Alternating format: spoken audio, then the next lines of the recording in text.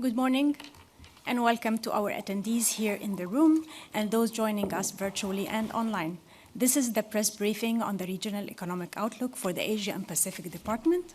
I am Randal Naggar of the IMF's Communications Department. With me today are two speakers. Next to me is Krishna Srinivasan, Director of the Asia and Pacific Department, and next to Krishna is Thomas Hilbling, Deputy Director of the Asia and Pacific Department. To kickstart our briefing today, Krishna is going to give some opening remarks, then we're going to take your questions. Thank you, Krishna. Good morning to participants here in Washington, and a very good evening to participants who are online in Asia. Welcome to our press briefing for Asia and the Pacific. Allow me to make a few opening remarks. Economic activity in the Asia-Pacific is holding up better than expected in April, despite the region bearing the brunt of US tariffs and policy uncertainty remaining high. We project the region to grow by 4.5% in 2025 and moderate to 4.1% in 2026. Inflation is expected to remain muted in most countries. The region is once again set to contribute the lion's share of global growth, about 60% both this year and in 2026. What explains this resilience? I would identify three key factors: strong exports, a tech boom, and accommodative macro policies reinforced by favorable financial conditions. Let me elaborate on each of these a bit. Exports were supported by firms front-loading shipments ahead of the tariff hikes, and tariffs themselves, while still higher than the beginning of the year, are lower than what we expected back in April. Export strength was also driven by a surge in intra-regional trade, while the AI-driven tech boom also lifted high-tech exports, especially from Korea and Japan. Buoyant activity has been supported by an easing of either monetary or fiscal policy, or in some cases both, across many countries in the region. Booming equity markets, lower long-term borrowing costs, and a weak dollar have also helped. How have individual countries performed? The Chinese economy has remained resilient despite the increased tariffs, with robust growth in the first half of 2025 driven by fiscal expansion and strong exports. But growth is likely to moderate going forward from 4.8% this year to 4.2% next year, and uncertainty remains high. Deflationary pressures persist in China. For Japan, we have revised this year's growth forecast to 1.1%, owing to a strong uptick in domestic demand. But growth is projected to slow to 0.6% in 2026, closer to its potential. Inflation is projected to moderate, converging to the BOJ's 2% target in 2027, helped by a decline in commodity prices. The Indian economy is projected to grow at a healthy pace of 6.6% this year, once again at the fastest clip among major emerging economies. Welcome goods and services tax reforms help offset the adverse impact of the tariffs. Growth is projected to moderate to 6.2% next year, owing to higher tariffs. Korea's growth will increase from 0.9% this year to 1.8% next year. Accommodative macroeconomic policies and easing domestic political uncertainty support the recovery. The ASEAN economies will expand by 4.3% for 2 straight years, supported by strong export strength and in some countries by policy support. But resilience is not the whole story. Asia has grown more slowly this decade than in the last. Aging populations, weaker productivity, economic scars from the pandemic, and rising youth unemployment, alongside dissatisfaction, the lack of jobs and opportunities, are weighing on sentiment and economic prospects. And risks to the current outlook are to the downside. As most recent developments indicate, the dust on tariffs has not yet settled. They could still increase. Similarly, risk premia and interest rates could rise again, especially if trade policy uncertainty or geopolitical tensions intensify. And a tightening of financial conditions could further increase debt-related vulnerabilities and stifle growth. In the face of these risks, what should be the focus of policies? Where inflation is expected to decrease below target, countries can lower interest rates. They can also deploy temporary, well-targeted fiscal measures to support vulnerable people and viable firms and sectors hard hit by higher tariffs.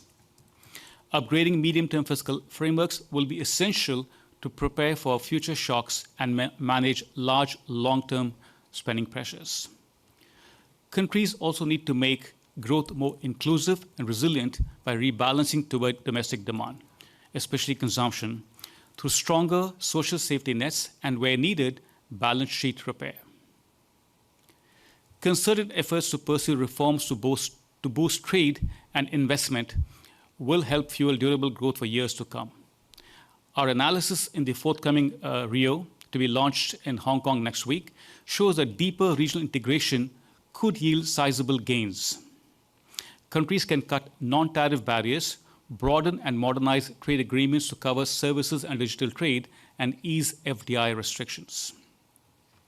We also show in our Rio that countries in Asia need to boost capital efficiency, making sure every dollar invested has strong return, and this can be done with deeper bond and equity markets, broader market-based finance, and stronger insolvency and debt workout frameworks, so capital flows to the most productive firms.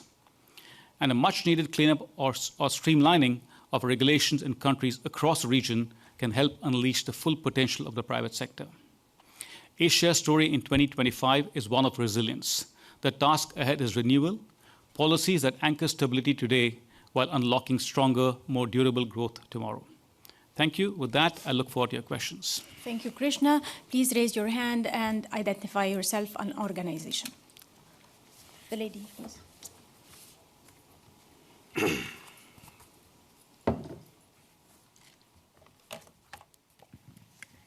Hi, my name is Reika Kihara from Reuters.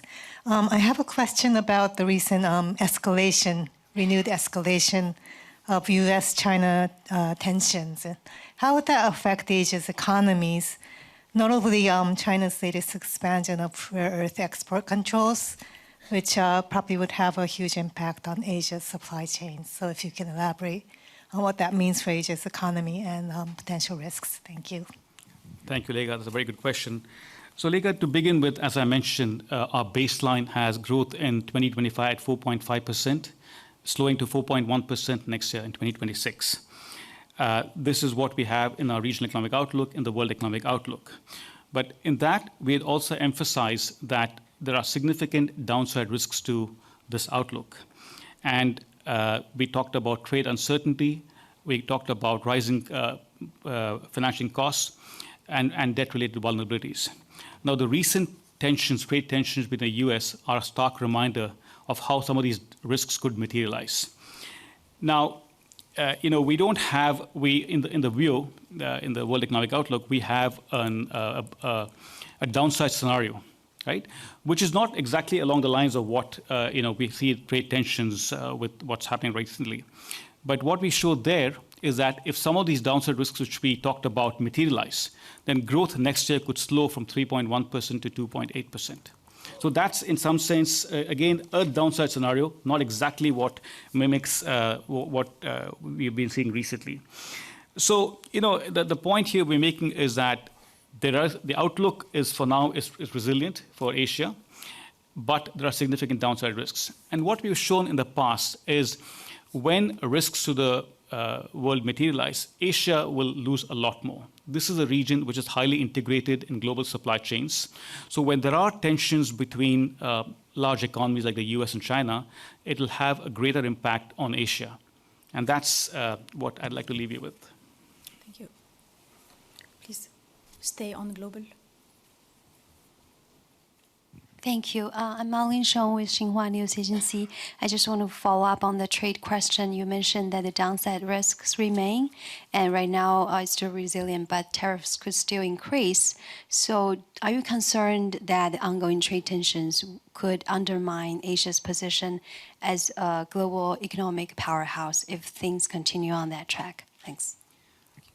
Thank you, Malin. Again, as I mentioned to the question which Rekha raised, our baseline has Asia growing at 4.5%, slowing to 4.1%. Asia will still contribute the lion's share of global growth, which is about 60% this year and next year. And but any shock to global trade has a significant bearing on Asia. I remember we spoke last time, And I showed that this is a region which is highly integrated in global supply chains. This is a region which is highly dependent on external trade. So anytime there are shocks to global trade, it's going to affect Asia that much more. And the point I would like to make is that there's always a silver lining, right? And Asia has an opportunity to pivot more towards domestic demand-led growth. What we show in our regional economic outlook is if you look at domestic demand in Asia Pacific, compared to pre-pandemic to now where we are now, it's significantly slower. The contribution is much lower. So there's an opportunity for countries in Asia, and here I'm talking not just of China, but many countries in the region to pivot towards greater domestic demand. So that's one. The second is, as I mentioned in our regional economic outlook, we have a chapter which talks about greater scope and benefits from integration within the region. And what we find is that this region, when it comes to final goods, it depends a lot on external demand, EU and the US, right? Much less comes from within Asia.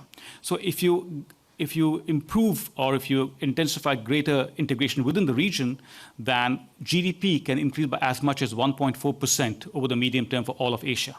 And some countries, in particular the ASEAN, which are much more open, linked to global supply chains, will benefit a lot more. About almost 4% GDP will increase. So yes, trade tensions will, if they intensify, they will affect both the global economy, but Asia more so. But there is, ways to address this going forward, which will benefit both Asia and the rest of the world. Thank you, Krishna. The gentleman here in the middle will stay in the middle. Hi, Krishna. Deepak Ajwari from the Economic Times, India. We've continuously hearing from you that Asia needs to integrate, work within each other, and work more with each other if there are global tariffs being imposed from the developed and advanced economies. I have a question related to that. As there's deeper regional integration happening, India has also launched reforms to insulate itself from all the other global tariff impact. The Indian Prime Minister himself has very clearly called out, we need to be Atmanirbhar, which is self-reliant. What is your prescription for India? Should it continue on that path, or should it have a two-track approach while we deepen building our own internal consumption demand and catering to it? Should we also be open to do multilateral trade with other countries and not be averse to the export tariff, or figure out other geographies and economies till US wakes up and says, yes, I want to trade with you? Thanks for the question, Deepak. Again, a very good question. Many questions within one. See, just to backtrack a little bit, India continues to be the fastest growing major economy. We have India growing at 6.6% this year, slowing to 6.2% next year, and that slowdown next year is because of the higher tariffs of 50%. If you look at India's fundamentals, pretty strong, growth is good, inflation's coming down, fiscal deficit well managed. So there are many things which are working in India's favor. Of course, the tariffs are a big shock to the region. But to your question, if India has to grow at the rate at which you're talking about in terms of being Viksit Bharat by 2047, India has to fire on all cylinders. Strengthen domestic demand, strengthen integration in India. So the GST reforms go in that direction, which will provide a fillip to consumption. They'll improve domestic demand. But also, we've talked about the fact that there is an opportunity here for India to integrate itself in global supply chains. And for that, there are many things India needs to do. One thing is trade liberalization. Whether we've talked about this even in the past before the tariffs hit India. If you want to really scale up and compete with China and so on, you need to liberalize your trade. You need to make labor laws that much more flexible so that India can scale up. That's a big problem. It needs to do a lot in terms of improving the business environment. There are lots of regulations which impede the ability of the private sector to unleash its full potential. So those are things which India needs to do. So in my view, it's not one or the other. It needs to fire on all cylinders if you want to get to 8% or more growth and meet your objective of Viksit Bharat. Thank you. We'll stay on India. So if you have a question on India, please, the gentleman.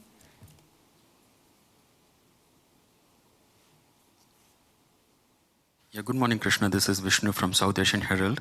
And you'd mentioned that India's 6.6% growth this year, and the reforms could offset adverse impact of higher tariffs. While acknowledging India's 50% tariff is the highest globally, the RBI governor yesterday emphasized that India's growth remains largely domestic-driven, and that tariffs are not a major concern. So in this context, do you assess India's overall growth? How do you assess India's overall growth moving forward?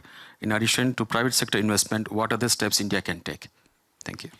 So again, in many ways, the question, the answer would be very similar to what I told Deepak just now. Thanks for the question, Vishnu. So in terms of the growth, 6.6% this year, we've had some headwinds and some tailwinds. The headwinds, of course, were from tariffs, but on the tailwinds, you had the first quarter came out at 7.8%, much better than most people expected, so that's a tailwind. And also the GST reforms provide some fillip to consumption. So those are, you have offsetting forces there, which get you to 6.6%, which is about what we had before by about 0.2 percentage points. For next year, we have 6.2%, and that's predicated on tariffs staying at 50%. The way we do our forecast is based on announced policies. So if India reaches a trade agreement with the US when tariffs are lower, there's an upside potential to growth next year. The more important point is I think tariffs do matter. There are many sectors in India which are affected by these tariffs, whether it's garments, leather, gems and jewelry, and so on. So it is going to be, and these are sectors which are labor intensive. So to the extent that they hurt, they're going to affect employment opportunities in this region. Going beyond that, I think, as I said, you have to fire on all cylinders, both address external demand and domestic demand, try to integrate more into global supply chains. India has signed free trade agreements with the UK. It's pursuing agreements with the EU and Australia and so on. Those are all the right things to do, because you also want to diversify your export markets so that any shock in one particular country, you have other ways to diversify that. But beyond that, there are these structural reforms, deep structural reforms, which are needed for India to grow at the rates at which they aspire to grow, at 8%. So those structural reforms are fundamental. So the macro policy framework is good for now, but these deeper reforms are needed to reach the aspirations. Thank you. I know that we wanted to go online, if I may, because Karishma had a question on India. Karishma, are you there? Here she is. I am. Thank you, Randa. It's nice to see you. Hi, Krishna. While my colleagues have really covered most of it, I just want to get Krishna's 2 cents on the fact that a lot has been happening with the energy talks, and looks like India may diversify now to the US. Does that bring us closer to a higher growth rate, if possible? And can we afford to go on or move away from cheaper discounted crude that we usually get from Russia? So see, I'm not going to talk about the ongoing trade negotiations. That's something between India and the US. The point I would like to make is that diversification of your export markets is always good, and so that you insulate yourself, diversify from the shocks. So the rest of the question, I think I've already answered what Vishnu and Deepak asked. Thank you. We'll go to the left of the room here. Please, the gentleman. Thank you very much. My question is, I'm working for, my name is Shu Takaoka, working for GG Press, Japanese news agency. And my question is on Japan. You have expected that the Japanese growth rate this year revised up by 0.4, but next year, Japanese growth rate might be slower than this year. And why wouldn't Japan maintain the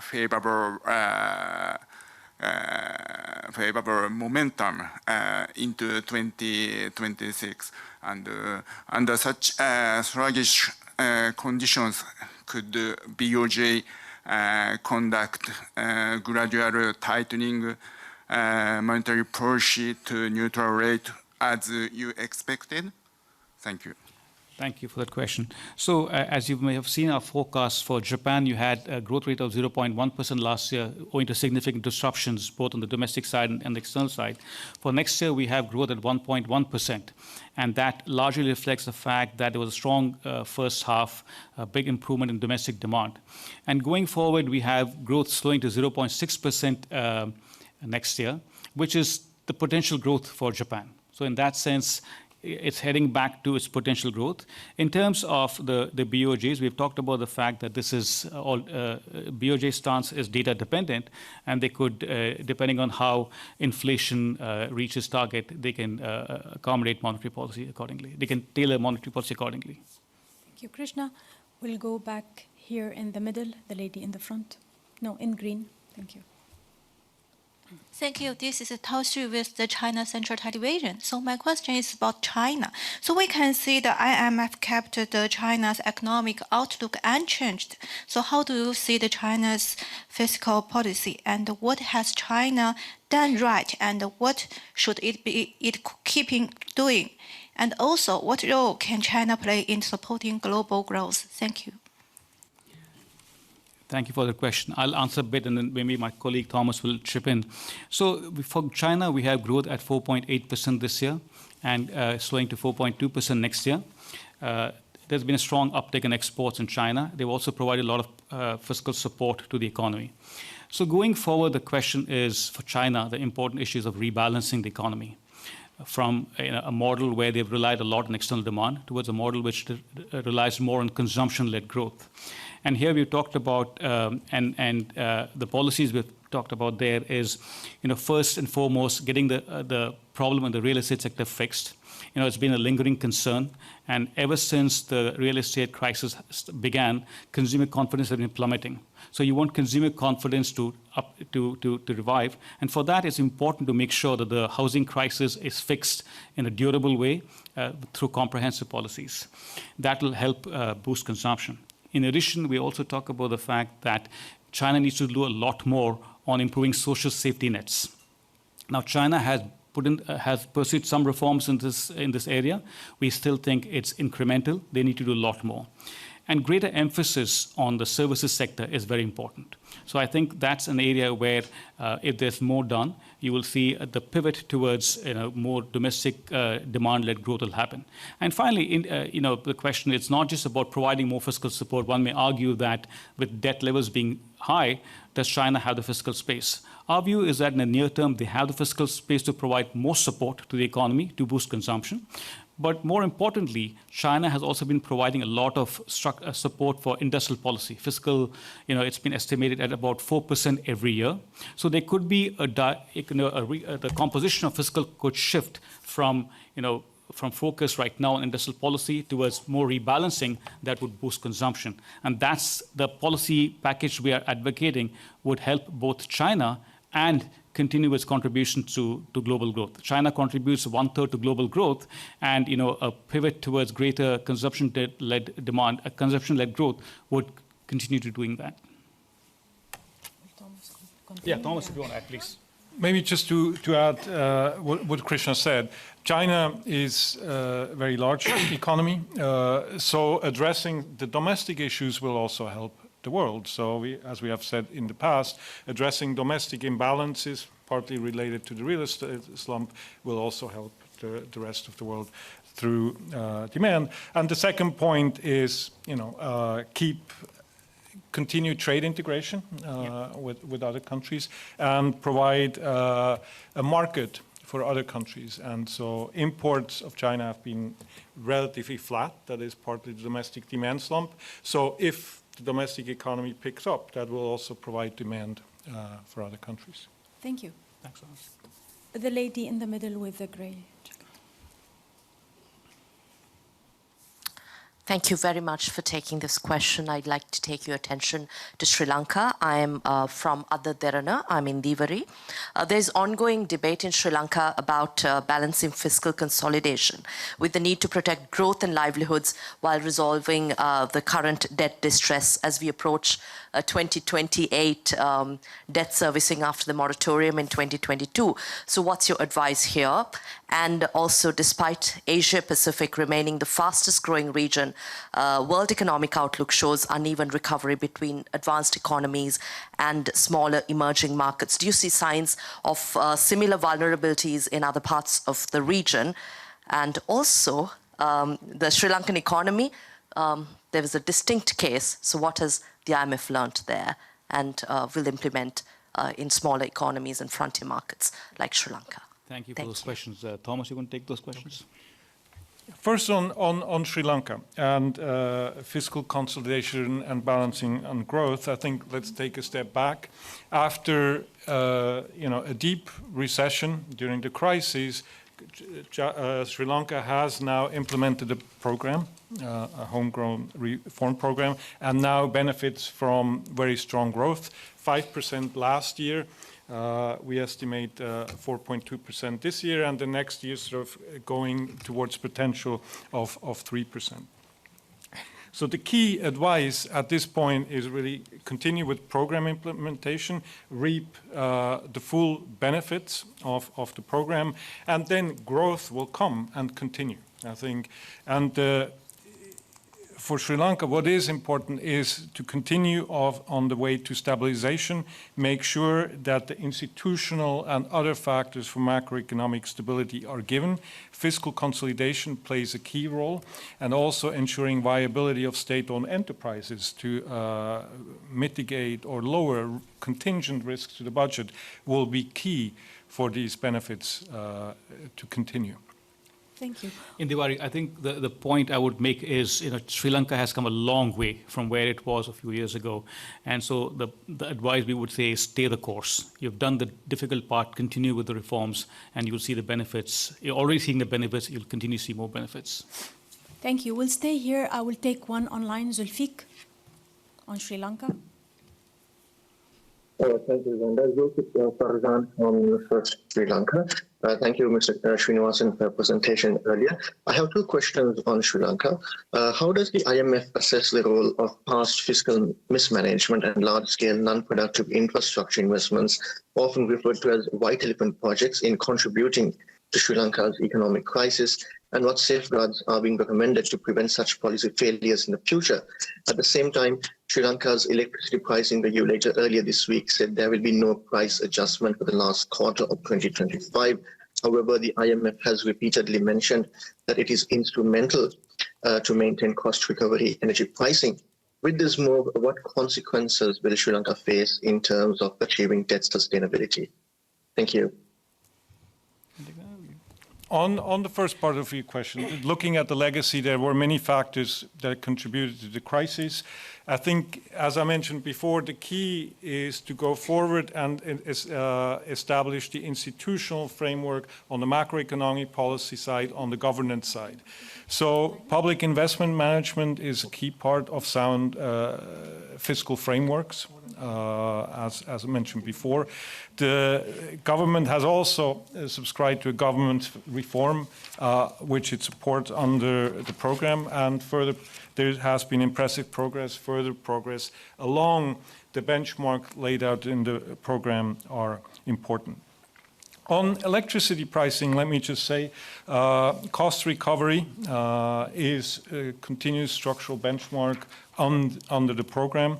As mentioned before, restoring or maintaining, keeping the fiscal house in order also on the state-owned enterprise side is really crucial to go forward. It will be important to stay the course there. On whether prices are increases are needed or not, that depends on a number of factors. It depends on climate, it depends on international energy prices, and so on and so forth. So that is part of the ongoing program negotiations, and we cannot comment on statements. We just know under the program it's a critical benchmark, and so far the government has wholeheartedly support the reform, and as Krishna said, we would just re-emphasize, stay the course. Thank you. I remain online. I have a question on Bangladesh from Saiful Islam, Special Correspondent, The Financial Express. The IMF, in its Economic World Outlook for October, lowered Bangladesh's economic growth projections for the fiscal year 25-26 to 4.9% from its earlier projection of 5.4%. The IMF also projected the rate of inflation for FY26 to 8.7% from its June projection of 6.2%. Can you please tell us reasons for downgrading the growth projections and upward revision for inflation? And a second question, how is Bangladesh doing in the case of concluding the reforms under the IMF's 5.5 billion credit program? Thank you. Thank you, Saiful. Your question, I think, was on growth rate and on why we have lowered our growth forecast to 4.9% this year. I think there are three reasons. One, of course, is the policy mix has been tighter. The second, tariffs and uncertainty have played a big role. There's also, in addition to the tariff-related uncertainty, there are two other uncertainties which are bearing on Bangladesh economic prospects. One is the upcoming elections, uncertainty associated with that, which will have a bearing on prospects. And the second thing I would say is there is significant weakness in the financial sector, which will affect availability of credit and so on. So that's also bearing on economic prospects. In terms of inflation, we have inflation at 8.5% by end FY26, and that's primarily driven by supply-side shocks earlier this year. Now, in terms of the program, a team will go to Bangladesh sometime soon to undertake the next review of the program. And what I would say is that Bangladesh needs to continue with the key reform areas on fiscal, where revenue mobilization is a key part of the reform adjustment there. And the second is on the financial sector. These are key aspects which we'll be looking at as part of the review, which will be forthcoming. Thank you very much. The lady in the fourth row here. Thank you so much for having me. I'm Supanida from the National Broadcasting Services of Thailand, or NBT. So my question is in the context of the countries that just have new government recently. Thailand is one of them that just rolled out lots of economic-related measures and policy. How may this cause challenges, and what's your suggestions? A great question. Anytime you have political uncertainty, it's related one way or the other to the certainty with the policy framework. So to the extent that that uncertainty dissipates, you will see a greater momentum in the economy. And I think that's the case of Thailand. One hopes that with greater certainty, political certainty, economic prospects will pick up. Thank you. The lady in blue in the back.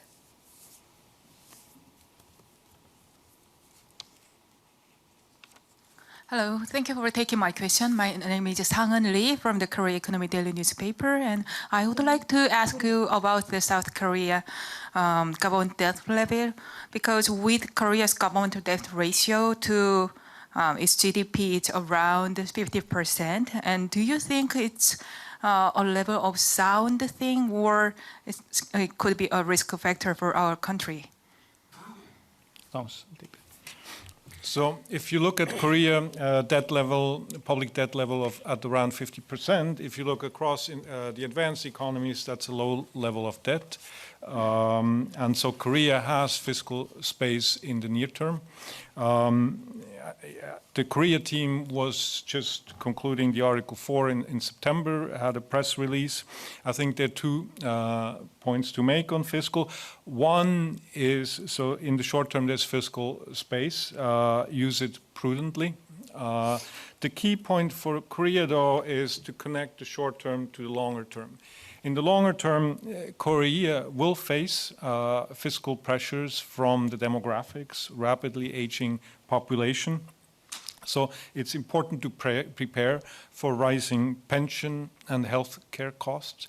The point to make there is to connect the long term and the short term is to proceed with pension, other reforms, to manage the long-term spending pressures, and second, to have medium-term fiscal frameworks. I think with these medium-term challenges, to have a fiscal framework that sets clear anchors for deficit, for debt, helps to manage that and have fiscal policy conduct that keeps the economy, or helps to keep the economy stable along the growth path, and also prepare for future challenges. That has been a long-standing recommendation for many countries, and I think Korea would also benefit from that. I'll stay on Korea and then go back to the room because we have a question from Segway Times, Jung Hyung. The IMF projects Korea's growth to rebound to, I don't see the number, in 2026, but that still falls below the country's estimated potential growth rate.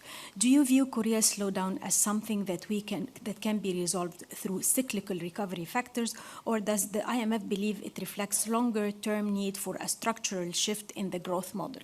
So, which ties to that?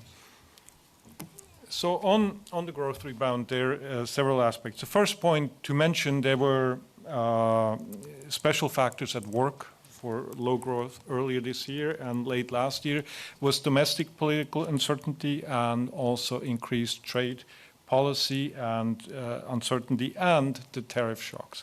So in that sense, it's not surprising that growth was low.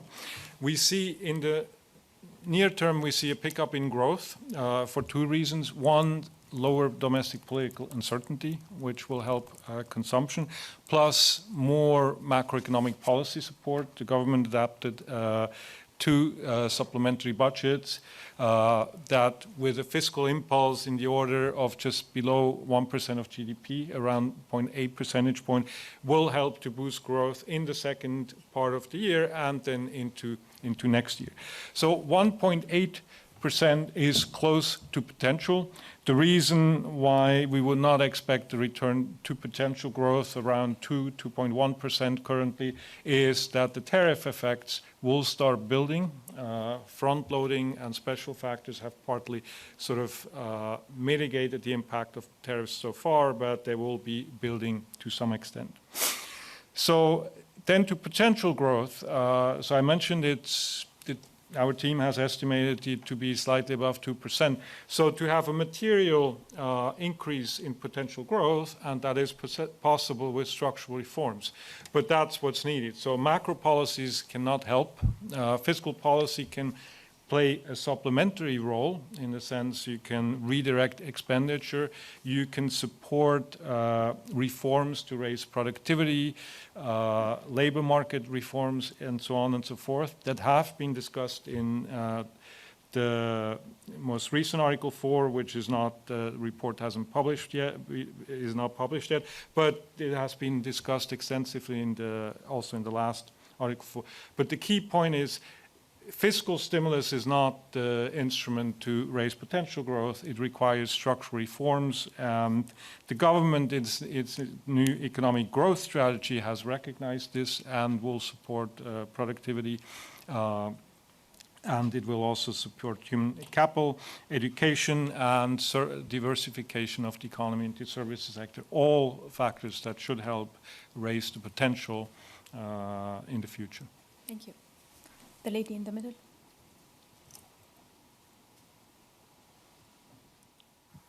Hi, this is Eugene from Bloomberg News. I have two questions on China. First one is about China's deflation situation. What do you think will be the consequence for China and the world if China's deflation extends into fourth year next year, because the GDP deflator has already been negative since 2023.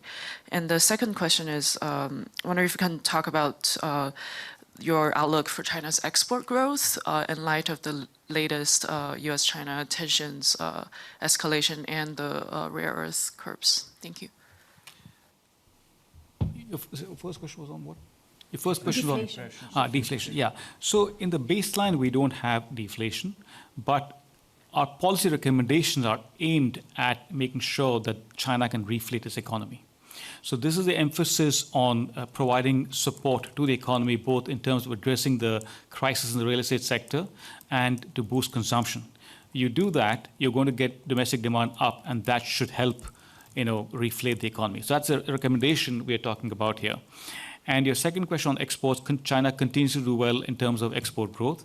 The point which Thomas also made is that you want to have greater integration within the region, and so when China opens up China bolsters its domestic demand, you will see more imports into China from the rest of the region. So that's the channel which we want to talk about in terms of integration within the region.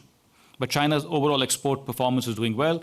But the point I made before, in terms of pivoting away from that model to a more consumption-led growth model, is important for China, both for itself and for the world. Otherwise, we see China slowing at 3.5% over the medium term. So they need to really pivot from that model. Thank you. Deepak.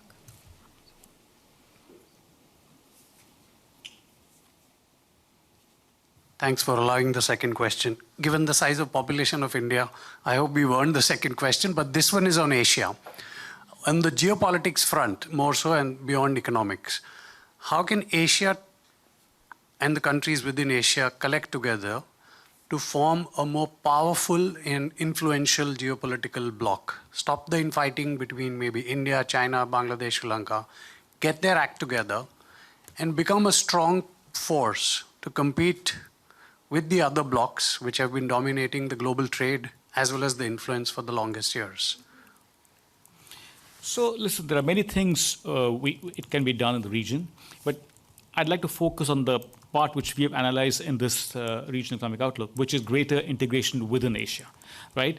If you look at Asia as a whole, the number I gave, when you look at trade in intermediate goods, that's pretty robust. When it comes to final demand, Asia still relies a lot on external demand from Europe, from the US, and so on. So if you were to integrate more within the region, there's significant scope there. And what we show is that, in terms of enforceable provisions in trade agreements, they're much weaker in Asia. So lots of non-tariff barriers, which prevents this integration. And if you integrated more, you would grow that much. So for Asia overall is 1.4%. And to your point about India and the population, you said the second question, South Asia is not very well integrated. So the benefits accrue a lot, of course, of the ASEAN, but South Asia also benefits. So I would say that you have greater linkages within Asia through trade. I think that itself provides you with a stronger, a force to reckon with. Thank you. And of course, financial integration is something which we also talked in this thing, where lots of things happening in how the ASEAN countries are using QR codes to have integration, financial integration within ASEAN, and they've expanded to the other countries in Asia. So if you have both trade and financial integration, you have a very strong group to reckon with. Thank you. We go to the right of the room. We didn't take any questions here. Please go ahead. Thanks for taking my question. I'm Han Ting-Sha with China News Service. My question is about China. As you previously mentioned, the importance of real estate sector to Chinese economy, I'd like to ask, China, since the start of housing crisis, China has taken many measures to deal with it. So how do you think of the impact of these measures? And also, in addition to housing sector, what other sectors can potentially be the new driving force of Chinese economy? Thank you. Very good question. So, latter part of the question, what other sectors? I think the area where China can do a lot more is services. I think that has not been exploited enough. So, services sector emphasis would generate lots of dividends for China. On the real estate sector, this has been a crisis which has been lingering for almost 5 years now, or maybe more. And you're absolutely right. China, the policymakers have adopted a number of reforms, number of policies to support. But what we think is these are, in some sense, a bit piecemeal. What you need is more comprehensive reform package. And I think what underpins is you need to revive consumer confidence. Housing was the biggest asset for Chinese nationals, and that's been, in some sense, decimated. So if you want to improve confidence and boost consumption, you have to fix the problem there. And, sold housing, that needs to be finished. Many of those are still not done. So we had estimated about 5% of GDP as a cost to rehabilitate the whole real estate sector. And we had said that that could be done over 3 years, but you could fast forward that and fix the problem once and for all. Resolve the developers, make sure that the unviable developers exit, so that you restore the real estate sector to a more sustainable footing. And we've been talking about this for some time, but all the measures that have been taken so far are in the right direction, but not comprehensive enough and a bit piecemeal. Maybe you want to add a bit more on that, or that's up to you. No, Krishna just mentioned, I think one point we have made is, the real estate sector was too large, I think, relative fundamentals, so it is in part a transition to a new equilibrium. And what Krishna mentioned is in the primary area of primary cells or newly built housing, resolving the finished goods. And we have made 2 points. On the one hand, I think it's to make sure that non-viable developers exit, that unfinished housing is being resolved, and that will require some government support, either for compensation if this cannot be resolved through the orderly bankruptcy process, or to ensure that funding for the finalization of unfinished housing is there. Without that, we don't think confidence will come back, and just lifting restrictions on the demand side will not do the trick alone. Thank you very much. With that, we come to the end of our press briefing. Thanks to our speakers, Krishna and Thomas, and thank you also to those attending in person and those following us online. The opening remarks and the blog will be available on imf.org. We also look forward to seeing those of you in the region in the press conference for the release of the Asia and Pacific Regional Economic Outlook that will take place in Hong Kong on October 24th at 10 a.m. Hong Kong time. More details to follow. We would like to remind you that of the other regional press briefings that are going to be taking place in this room. So have a wonderful day. Thank you.